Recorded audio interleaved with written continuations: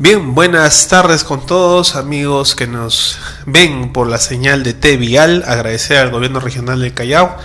Desde el Ministerio de Salud continuamos con nuestra programación de la semana, por la Semana del Tránsito Seguro y Saludable. Les habla Joel Collazos, que es parte de la Estrategia de Seguridad Vial y Culturas de Tránsito del Ministerio de Salud.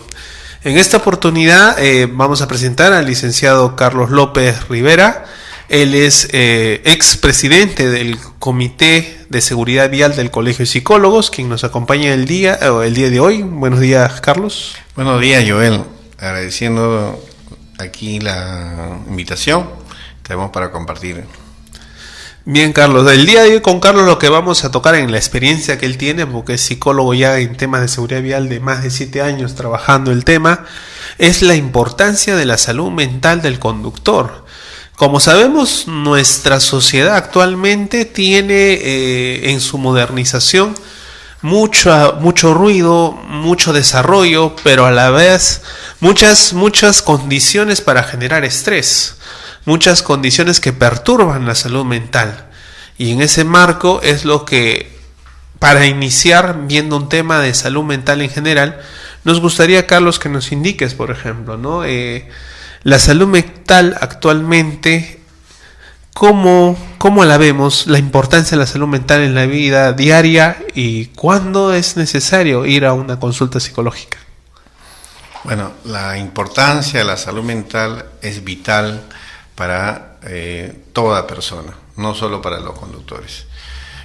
La salud mental es algo que no podemos perder.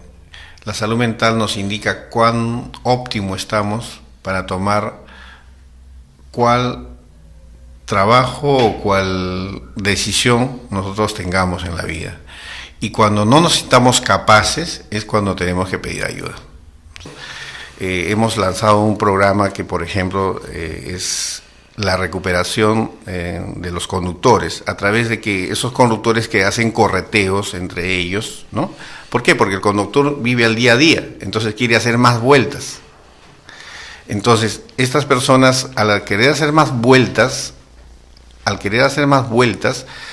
se meten en problemas porque su compañía, o sea, la empresa de transporte lo detecta correteando, y ¿qué hacen? Lo castigan. Le dicen, usted tiene que ir al psicólogo, ¿no? Entonces, esas cosas han generado que venir al psicólogo sea castigo. Más bien, cuando ya salen recuperados, dicen, oh, qué bien que tenga esta opción, ¿no? Y hay varias compañías de transporte, de empresas de transportes que vienen tomando las sesiones de terapia para sus conductores que infringen sus normas internas, como por ejemplo hacer correteos, como por ejemplo pelearse entre ellos, como por ejemplo pelearse con el usuario. O sea, el conductor hay que entenderlo que tiene mucho estrés. ¿Por qué? Porque los estímulos que vienen de la familia, el estímulo usuario, el estímulo autoridad, todo está generando estrés. Pero si este conductor no tiene un nivel, una preparación de afronte, va a llegar al cuadro ansioso depresivo. Por lo tanto, venir a la consulta psicológica es para prepararse. O sea, a nosotros nadie nos ha enseñado a hacer nuestro rol de conductores. Nos entregaron una licencia, pero más nada. O ser padres incluso, ¿no? Exacto, o ser padres, por ejemplo. El rol de ser hijo, nadie nos lo enseña. Entonces, por lo tanto, yo saludo, por ejemplo, este programa. Estamos generando comportamiento, estamos generando educación. ¿Para qué? Para que los usuarios de una vez entiendan que ir al psicólogo es prepararte en las opciones que tú no veías. O sea, no te vamos a dar no te vamos a dar la receta que tú necesitas. Para cada persona es diferente. Hay personas que viven con 50 soles y son felices. Hay personas que necesitan 200 soles y necesitan darse 4 vueltas y dormir 3 horas. Y entonces a ellos les enseñaremos la autoestima, que no es mucho materializarse, ¿no? O sea, el psicólogo va a tomar tu caso y va a evaluar cómo te estás orientando, ¿no?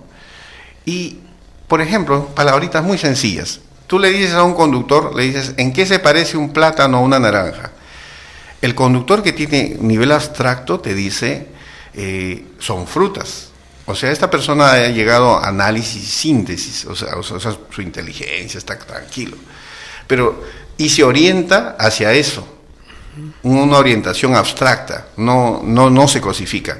En cambio, el conductor que te diga en qué se parece el plátano y la fruta, y te dice, sirven para comer, está concreto. Entonces, muchos conductores son concretos. No, hoy día gano mis 20 soles, hoy día gano esto, gano aquello. O sea, su orientación es concreta. Si se casan es para tener sexo, tener hijos y la mujer en la casa. O sea, no hay esa mixtura. Entonces hay que buscar el pensamiento funcional abstracto, que en qué se parece un plátano a una naranja, diría un conductor que ese plátano y una naranja son elementos nutritivos, por ejemplo, ¿no? Y que le sirven para la vida. Entonces, realmente lo que buscamos nosotros es que los conductores sean funcionales y sean abstractos, en un nivel de pensamiento, y esa es su orientación. Claro, justamente hemos avanzado un poco en nuestra segunda consulta, es cómo la salud mental y la seguridad vial se relacionan. Y creo que de alguna forma ya lo has ido contestando, ¿no? Nosotros teníamos en algún momento un estudio, te comento, que hizo, no estudio, sino iniciamos una recolección de información de los conductores de transporte público de Lima. Y algo que nos llamaba la atención bastante era que la mayoría tenía 2 hogares. Exacto. Entonces, justamente a lo que tú mencionas, ¿no? Los niveles de estrés y la necesidad económica hacen que muchos conductores se materialicen, ¿no? ¿Cómo podemos, viendo este tema ya, salud mental y seguridad vial, lo avanzaste un poco con este tema, cómo podemos desmaterializar a los conductores, aparte de ya los cambios en el sistema que deben darse? ¿Qué características, cómo podemos proponer a que los conductores se desmaterialicen y puedan entender que el servicio a la ciudadanía que dan es clave? Y que necesitan ellos quererse, como tú dices, ¿no? La autoestima. Exactamente, mire, el transporte tiene a los conductores, y los conductores estamos calificando en malos y en un sector buenos, ¿no? ¿Quiénes son los malos? Todos los que infringen todas las normas posibles, y el Perú tiene muchas normas, y en realidad tenemos normas para todo, ¿no? Pero el tema está en el cumplimiento. Entonces, por ejemplo, tenemos una norma que dice que los conductores deben dormir 8 horas, y la otra norma es que los conductores deben trabajar solo 4 horas y ser reemplazados, ¿no? Los que hacen interprovincial. Pero en la práctica, por ejemplo, los conductores que manejan transporte pesado, ellos no tienen quien los reemplace. Entonces, la autoridad no está muy bien enfocada en el cumplimiento. O sea, yo propongo que todos debemos tener normas que podamos cumplir, vallas que podamos cumplir, y eso, por ejemplo, felicito al Ministerio de Transportes con con esta nueva directiva, la 007, que ha recientemente publicada, y en esa nueva norma se ha plasmado todo lo que hace falta, pero estamos en plazos de adecuación, pero los accidentes siguen fomentándose. ¿Por qué? Porque el conductor quiere materializar más dinero hacia su favor, porque primero el conductor se ha desordenado emocionalmente, como decías, tiene más de una pareja, tiene más de un hijo. Hay empresas que ahora quieren para los corredores viales convocarlos para su planilla, y ellos no quieren, porque dicen, dentro de planilla el sueldo es tanto, juicio de acá, juicio de allá, ya me mochan el sueldo y no voy a poder afrontar. Mejor en la informalidad yo continúo. Entonces, ¿qué se propone acá? Se propone que todas las empresas deben ya cumplir esta normativa tanto de las municipalidades. Por ejemplo, la Municipalidad de Callao es bastante eficiente en este tema, ¿no? Ha materializado con muchas empresas la formalización de sus conductores. Es más, yo me venía en un taxi y preguntaba 2 taxis, 3 taxis, y decían, no, al Callao no voy. ¿Por qué? Porque acá en el Callao ahí el tema de cumplimiento está un poco más avanzado, ¿no? O sea, no puedes correr a mar de tanto, que tienes que tener tu carnet. Entonces, parte de desmaterializar al conductor es poner la norma clara y el cumplimiento. Claro, eso es importante, ¿no? Porque las normas existen, como tú bien dices, tenemos en lo que es seguridad vial a lo menos casi todas, en realidad. Sí, casi todas implementadas a nivel mundial están. Hablamos de velocidad, de alcohol, el tema de cansancio, señalética. Sin embargo, el gran problema muchos va por el incumplimiento y por el otro lado el comportamiento, ¿no? Exacto. ¿Cómo podemos mejorar la actitud de los conductores? ¿Qué es lo que nos está faltando para dar ese salto? Por ejemplo, simplemente respetar la luz roja, ¿no? Que nosotros vemos para la luz roja y por lo menos los peatones ya estamos acostumbrados a frenar un poco porque sabemos que 1 o 2 se va a disparar con la luz roja. Exacto. Yo propongo que seamos mano dura en ese aspecto, ¿no? O sea, tenemos que tener ya mano dura, o sea, no perdonar este tema. O sea, si alguien cruza la luz roja y la norma estaba prohibida, entonces comencemos a retirar y los conductores buenos quedarán y ellos nos van a garantizar la vida de él mismo y de nosotros, porque recordemos, nosotros si no estamos manejando estamos de peatones y nuestros familiares también. Entonces los accidentados son nuestros familiares, nuestros amigos, nuestros vecinos. Y cuando nos toca ahí recién decimos, ¿no? Oye, ¿por qué no se cumple? Entonces yo pienso que tenemos que poner mano dura, invocar a las autoridades a tener esa mano dura y no poner otras trabas, ¿no? O sea, esconderse tras el muro y después pescar al conductor y decirle, ya, bueno, esta chiquita te pongo, pero hay una dádiva, ¿no? Sabemos que hay corrupción. Y la corrupción está a todo nivel, o sea, en centros médicos, en escuelas de conductores, en la autoridad que debe hacer cumplir tal o cual infracción. Entonces, yo pienso que el mano dura debe partir de la cabeza a los pies. Y ahí vamos a cambiar. Claro, definitivamente. Las experiencias chilenas, por ejemplo. Claro. Es una crisis de valores que no solamente va por el transporte, exacto, sino va en cualquier actividad económica existente. Y definitivamente si nosotros al final el reflejo pensamos de este transporte que vivimos, está en parte a lo que nosotros venimos desarrollando como sociedad. Estamos en una cultura de la informalidad, una cultura del día a día, como tú dices, ¿no? De necesitar cubrir nuestras necesidades en el día a día, pero eso también va por un plan de vida, definitivamente, ¿no? Claro, cómo nos organizamos mejor para no estar de alguna forma dependiendo de estos mecanismos perversos, ¿no? Que te terminan estresando al final. Mire, yo me imagino que acá hay gran cantidad de conductores que nos están mirando. O sea, yo lo que siempre digo en una capacitación es, ustedes saben lo que tienen que hacer. Por ejemplo, muchos conductores están estresados porque compran un carro y compran este carro y terminan pagando casi 2 carros y medio. Y entonces el señor vive estresado porque diariamente tiene que juntar una cuota y tiene que hacer más veces, más carreras, ¿no? Y les digo yo, o sea, no sufran ese sentimiento de pertenencia. O sea, hay un trastorno que también está afectado por la salud mental, desde luego. O sea, el conductor dice, no, yo tengo que tener mi carro. cueste lo que cueste, tengo que tener mi carro. De repente mi casa se está cayendo, el techo se está cayendo, pero no, tengo que sacar el carro para sentirme bien que yo pude sacar ese carro.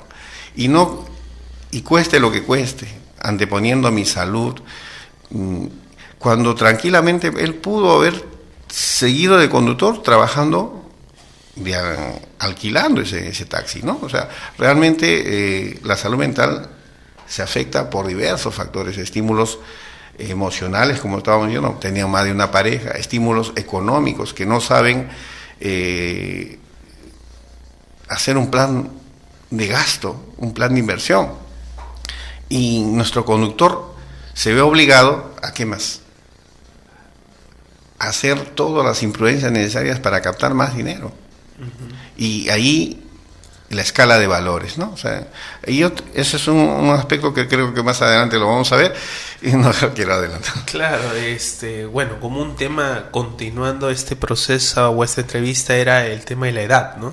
Ajá. Definitivamente la edad influye, nos parece, al momento del conducir. Es un factor de riesgo interesante, es un factor de riesgo.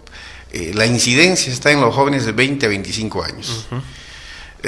Estos jóvenes, porque no tienen la pericia, no tienen la expertise, o sea, hacen uso de velocidades inapropiadas, maniobras, y terminan muertos, lesionados y con daños materiales, ¿no? Y la otra parte está en los adultos mayores de 75 a 80, que ya por el deterioro mismo se van deteriorando y también hay una alta incidencia a esa edad, ¿no? O sea, entre el otro grupo hay incidencias por el mismo comportamiento. O sea, un conductor que es correlón, ¿no? Definitivamente termina accidentado. Claro, la edad es las conductas de riesgo que se asumen porque nosotros no nacimos para conducir. Es un hábito o una actividad aprendida. Así y es. Que requiere un tiempo para poder desarrollarla y que muchas veces la madurez de la persona también, ¿no? Para tomar las decisiones correctas. Tengo entendido, por ejemplo, si hablamos del joven, por ejemplo, de 18 años que ya puede conducir, tiene su licencia, muchos decían, ¿no? Hay que aumentar la edad para tener el brevete. ¿Qué opinas respecto a ese punto? Bueno, respecto a eso podemos decir que de acuerdo a los estudios en psicología, a los 12 años ya estamos en operaciones formales, o sea, sabemos lo que es el bien y lo que es el mal, a los 12 años. Y el resto es entrenamiento social en la escuela, universidad, familia, ¿no? Es el entrenamiento social que nosotros tenemos, ¿no? Por ejemplo, en Estados Unidos ya un adolescente de 15 años puede obtener su licencia de conducir y puede hacerse cargo de ese vehículo. Pero la gran diferencia está en que un joven a los 15 años en Estados Unidos sabe que si él comete un error, los seguros lo van a perseguir toda una vida. En cambio acá, por ejemplo, también nuestra norma permite que nuestros jóvenes de 16 años puedan acceder a obtener licencia, lo cual no se ha materializado porque el Turing también ha dicho, a ver, ¿quién se hace cargo por el menor? Y el menor no se ha materializado.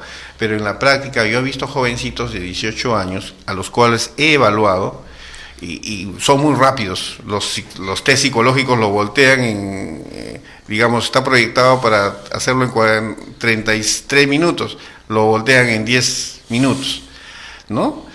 Pero es su inteligencia. Ahora vayamos a la pericia, a la habilidad.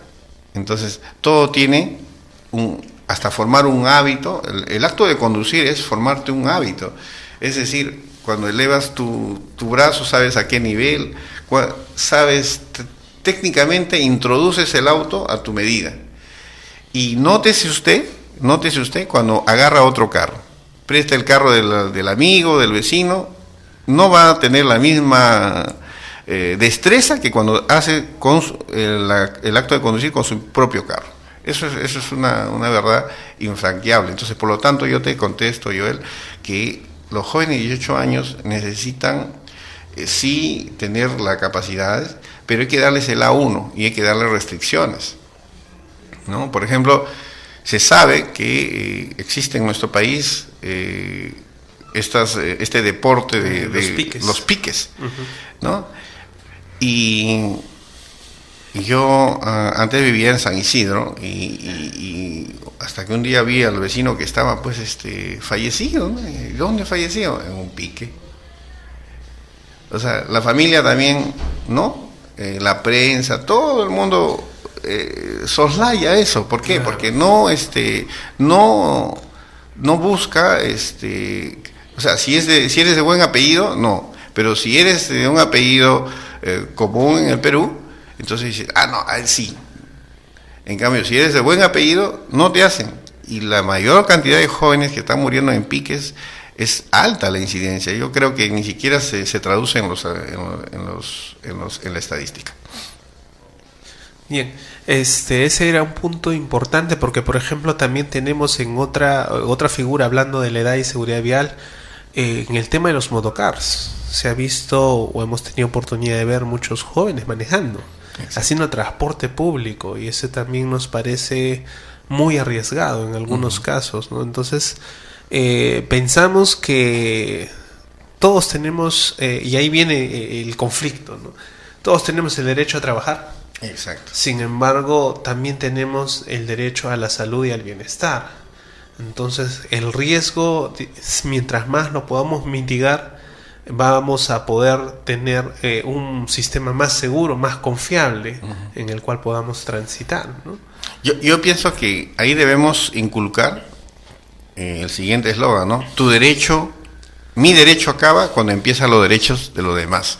Entonces, y comenzar a hacer cultura vial, porque, por ejemplo, en transporte público lo que ves es, si tú ves una persona que baja con su niño, entonces la mamá agarra al niño y coge al niño y va el niño por delante, ¿no? Y baja las escaleras de esa forma, cuando lo correcto es que ella baje como adulto y recién baje al niño de esa forma. Entonces hay mucho que trabajar en cultura vial, hay mucho que trabajar con nosotros, pero yo pienso que mientras nuestros conductores estén cumpliendo vallas muy altas, no lo van a poder hacer. O sea, cuando asisten a un curso de capacitación lo hacen tan apurado que ya estoy, que ya no, o sea, no va a calar en el cerebro, ¿no? O sea, realmente es eso. Viendo a otro aspecto es cuando, en razón de lo que hemos podido ver en el día a día, ¿no? Y hemos hablado bastante de ese tema, pero creo que es interesante volver a tomarlo. ¿Has visto cómo muchos conductores asumen conductas a veces que nosotros decimos requiere alguna evaluación? En razón de los conductores de transporte público o conductores de taxis o incluso conductores de vehículos privados también, o sea, todo tipo de conductor, pero más se da incidencia en el de transporte público.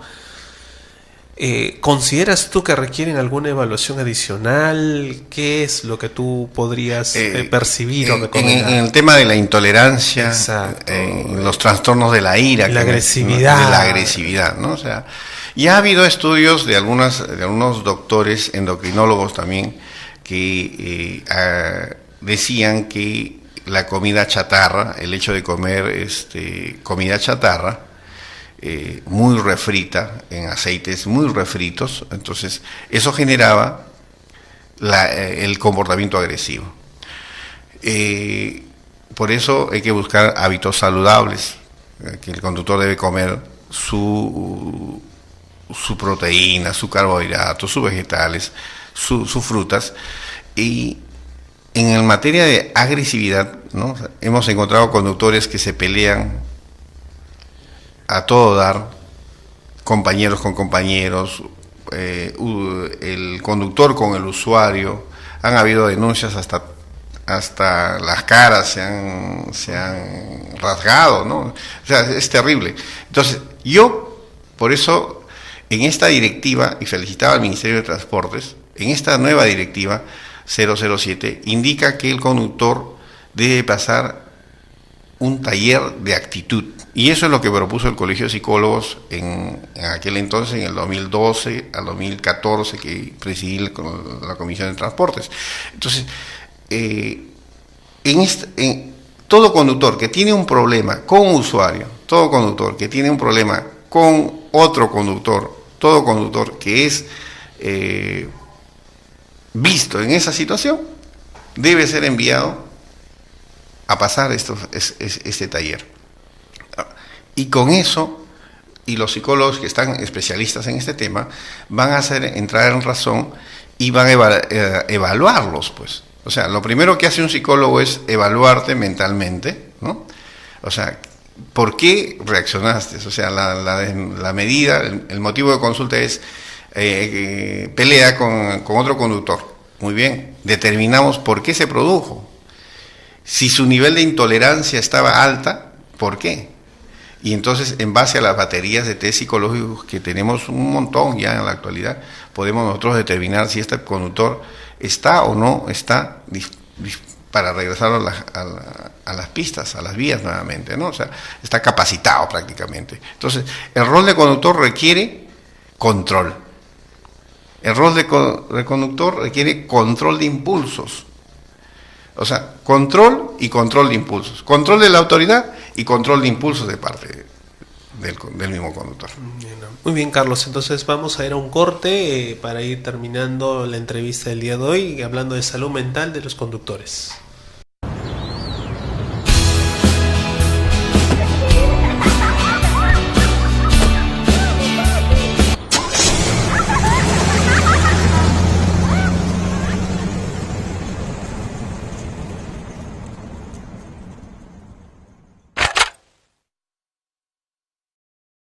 ¿Ya está?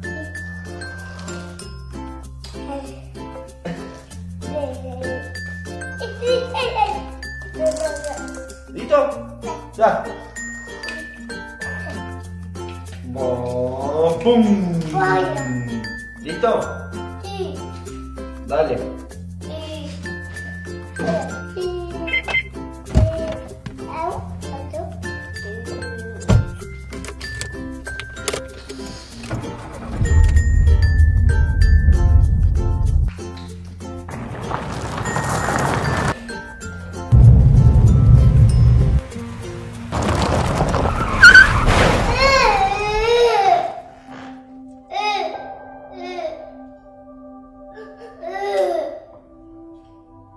No te apures, conducí con precaución. Tu vida y la de los demás también dependen de vos.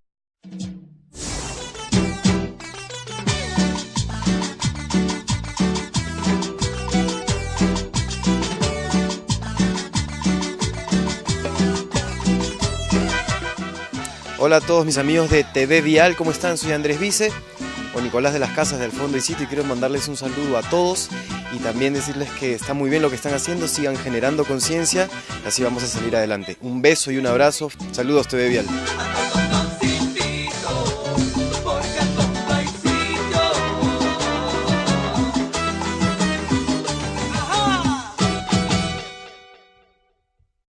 Bien, retornamos ya para concluir la entrevista del día de hoy con Carlos López. Él es psicólogo con experiencia en el tema de seguridad vial. Hablábamos, Carlos, brevemente sobre el tema de... Tú mencionabas los talleres de actitud, que requerimos un control no solamente de fiscalización, sino para este tipo de conductores de transporte, un control de impulsos, por lo que vemos en el día a día y para poder identificar también, ¿no? Si este conductor se ha materializado. ¿Cómo podríamos implementar este proceso del control de impulsos en las evaluaciones que se vienen dando? Porque con las municipalidades hay que hacer ese trabajo principalmente. Claro. ¿Ha habido alguna experiencia anteriormente respecto a este punto? Sí, bueno, tenemos experiencia con algunas empresas de transporte que están sometiendo a sus conductores cada vez que tienen un problema, llámese de disciplina, llámese de operación, envían a su conductor a pasar una evaluación y 3 sesiones de terapia. Y con ellos hemos hecho una lista, ¿no? Por ejemplo, algunos tienen algunas patologías, como podría ser depresión, ansiedad. Algunos han estado con psicosis, inicios de psicosis, esquizofrenias tipo paranoide, ¿no? Y el grado de intolerancia, ¿no? Que es un tema que va sesgado con los trastornos adaptativos. O sea, el nivel de intolerancia que tiene una persona por agresividad. O sea, son que concluyen dentro del CIE-10 como trastorno de la ira. Entonces, con ellos hacemos los programas. O sea, ¿quiénes pasan las 3 sesiones? Las personas normales, ¿no? Los que se desbordaron en sus impulsos. Digamos, ¿no? Yo tuve una gresca con un usuario porque el señor no me quiso pagar completo y tuve una gresca. Esos señores se les enseña trato al público, manejo y atención al público, control de impulsos, ¿no? A manejar su estrés, a dejarse en cero nuevamente cada día. Pero con las personas que han tenido una patología, con ellos ¿qué hacemos? O sea, hacemos un diagnóstico más fino y lo reubicamos. Le decimos, este señor ya no puede trabajar en atención al público, no puede manejar como conductor. Con esta persona, ¿qué hacemos? Lo reubicamos dentro de su empresa, ¿no? De repente que se vuelva controlador, de repente que haga tareas administrativas. Hay empresas que sí están acomodándose a este formato y los cuales ha ido muy bien, ¿no? O sea, porque ya devolver a una persona un loco al volante, ¿por qué? Porque la misma municipalidades también han dicho, te accidentas, pierdes tu ruta. Entonces, a eso me refiero con mano dura, ¿no? Entonces, tenemos que seleccionar a nuestra gente, Joel. Realmente hay buenos conductores. Yo conozco muchos conductores muy buenos, los cuales siempre, como yo digo, ¿no?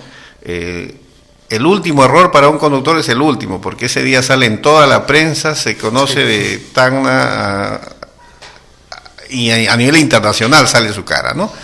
Pero hay también buenos conductores que hacen un buen trabajo, van a velocidades que se permiten, toman sus tiempos, descansan, y creo que a ellos también hay que hacerlos notar, y sería bueno invitar a algunos conductores para que nos digan cómo hacen y cómo les va, ¿no? O sea, realmente claro, creo que lo que dices es muy importante, ¿no?